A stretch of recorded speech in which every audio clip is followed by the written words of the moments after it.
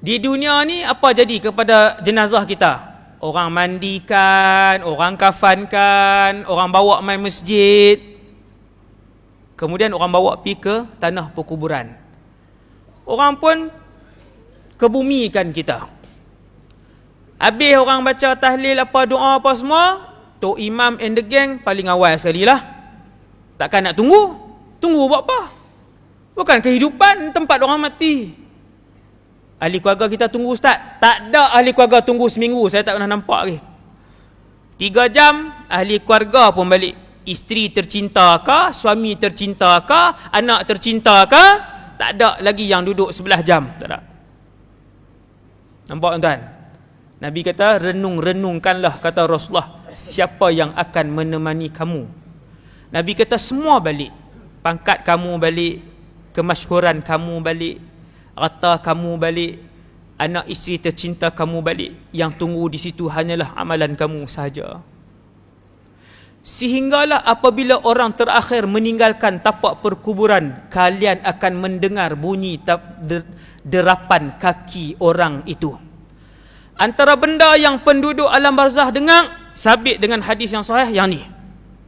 Sebab tu ulama khilaf. Ada ulama kata orang di barzah dengar apa yang orang luar cakap. Ada ulama kata orang di barzah tak dengar. Ada ulama kata dengar. Bukti dia apa? Ada 2 bukti yang sangat kuat, iaitu 1, hadis sahih Nabi sebut mereka di barzakh pada hari kematian akan mendengar, hadis sahih, bunyi tapak kaki yang terakhir meninggalkan tanah perkuburan. Dengar tak? Dengar. Bunyi tapak kaki kita duduk dengar. Pak berjalan habis, tinggal kita. Tak ada siapa tunggu. Berapa lamakah daripada tempoh dikebumikan untuk turun malaikat Munkar dan Nakir? Ada jawapan dia daripada hadis riwayat Imam Muslim, iaitulah sekira-kira seekor kambing ataupun unta disembelih, tempoh seekor unta disembelih, dilapah dagingnya, dipotong-potong, kemudian dibahagikan daging itu. Tempoh tu kita katalah dalam masa lebih kurang sejam lah, no? Selepas 1 jam ataupun lebih kurang tu lah, selepas 1 jam ada orang ke di tanah perkuburan tu, tak ada orang ke, tetap akan datang malaikat Munkar dan Nakir. Ketika Rasulullah sallallahu alaihi wasallam duduk di kubur seorang sahabat yang baru dikebumikan, meninggal hari tu sahabat tu, Nabi duduk lama situ, Nabi tunggu, duduk lama. Tiba-tiba Nabi pun bercakap. Nabi kata, sekarang mohon supaya Allah mengampunkan sahabat kita yang di bawah ini. Dan juga sekarang, kata Rasulullah, mohon supaya Allah melancarkan mulut dia untuk menjawab pertanyaan Munkar dan Nakir. Semua akan disoal. Maka kata Rasulullah, sekarang kita pohon, kerana sekarang sahabat kita sedang disoal oleh Munkar dan Nakir. Tuan-tuan nampak tak tuan-tuan? Balik ke tak balik ke, lepas tempoh sekira-kira 1 jam, Munkar dan Nakir akan turun dan bertanyakan kepada roh itu. Apa yang berlaku di bawah sana tuan-tuan? Roh dikembalikan. Kalau tuan-tuan korek lubang waktu tu, memang tuan-tuan akan nampak dia tidur macam tu lah. Tetapi di alam sana roh dikembalikan. Ni kata keistimewaan dan kehebatan roh. Alam tu tuan-tuan tak boleh bayang, tapi Nabi sebut roh dikembalikan.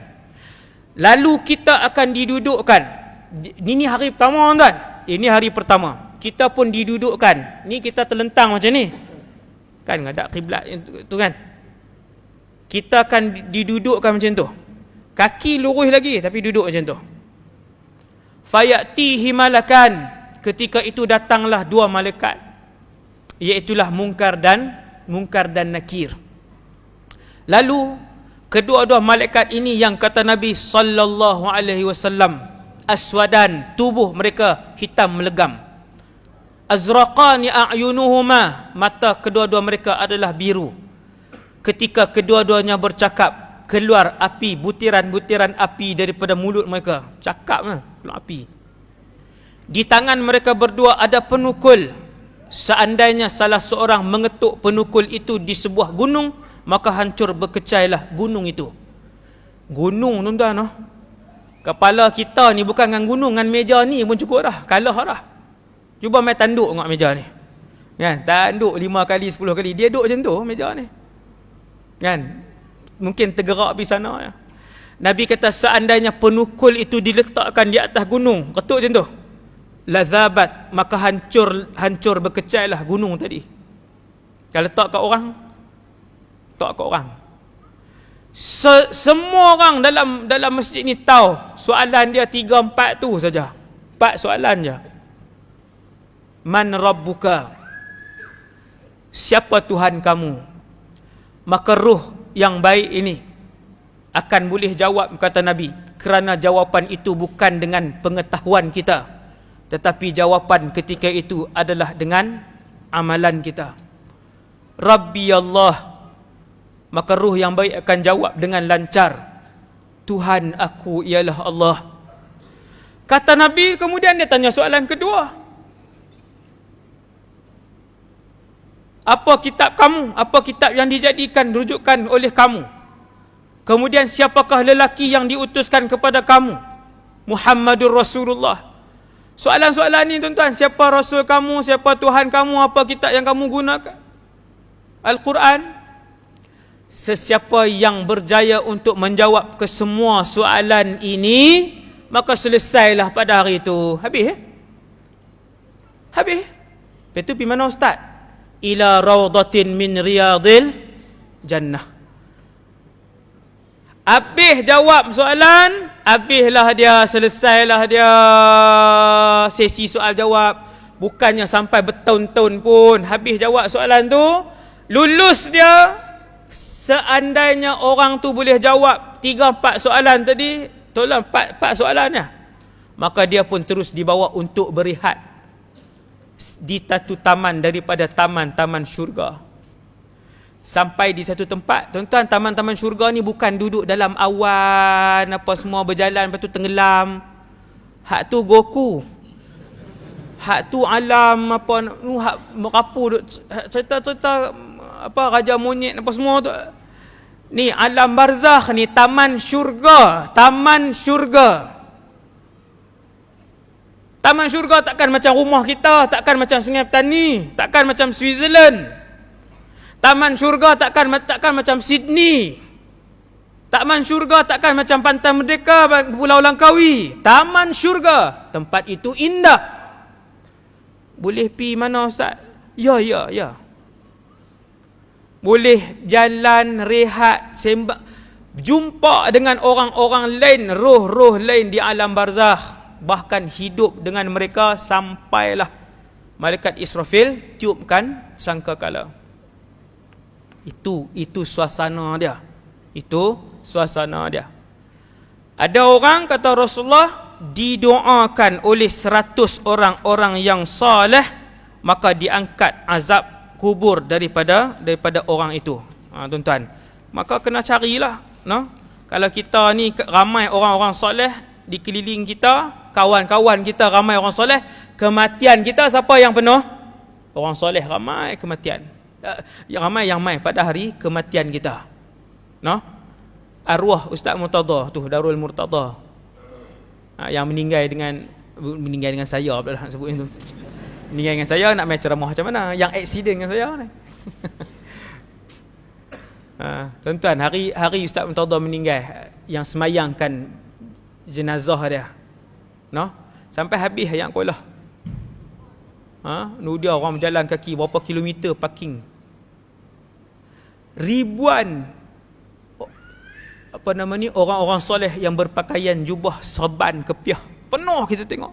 Saya tak ada lah duduk di hospital waktu tu, cakap pun tak apa nak betul lagi. Kan? Tapi orang ceritalah, tuan-tuan, subhanallah. Dengan siapa kita menghabiskan kehidupan kita, depa-depa inilah yang akan memenuhkan pada hari kematian kita. Kalau kita artis, kita mati, penuh artis dekat tanah perkuburan hari kematian kita. Yang rambut zigzag pun ada. Ni rambut macam tu, pi juga. Saya tengok bila artis mati, saya tengok, Allahu Akbar, sedih saya tengok kan. Bukan semua artis jahat, dah. Tapi dah dia artis, bila dia mati, siapa penuh hari kematian dia? 70% artis semua. Artis kan.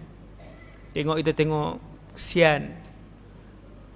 Tapi kalau kehidupan kita penuh dengan orang soleh, di ma'atafis, kita buat kebaikan di sana, buat kebaikan sini, kita hadir di masjid, kawan-kawan kita orang masjid, hari kematian kita ramailah yang orang-orang soleh tu datang. Tuan-tuan sekalian, Nabi kata ada 100 orang. Siapa yang pada hari kematian dia ada 100 orang yang berdoa kepada dia, yang orang soleh, yang doa dia makbul, maka diangkat daripada dia azab kubur, ataupun diberi syafaat kepada dia. Apa bentuk syafaat tu? Antaranya azab kubur Allah Ta'ala angkat.